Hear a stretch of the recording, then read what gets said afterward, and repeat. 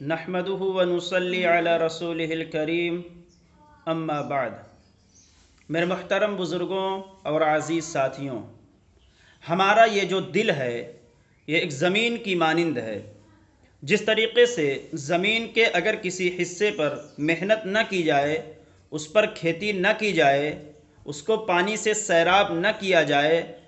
تو پھر وہ زمین دھیرے دھیرے بنجر ہو جاتی ہے،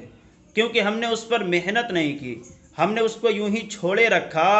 تو پھر وہ زمین بنجر ہو جاتی ہے اور پیداوار کی صلاحیت اس کے اندر ختم ہو جاتی ہے۔ اسی طریقے سے ہمارا یہ دل ہے،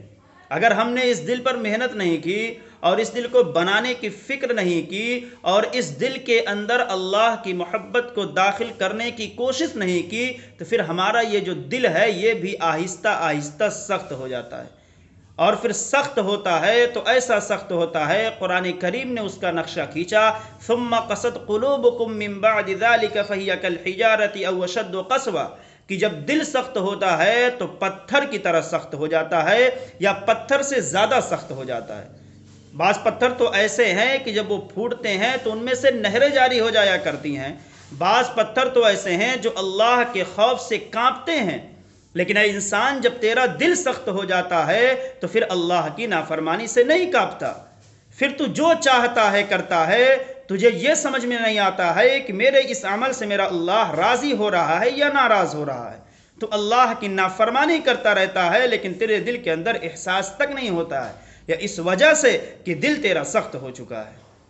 اس لیے کہ جب دل پر محنت کرنی چھوڑ دی جاتی ہے تو پھر دل کیا ہوتا ہے؟ سخت ہو جاتا ہے، پھر حق بات کو قبول کرنے کی صلاحیت اس کے اندر باقی نہیں رہتی ہے۔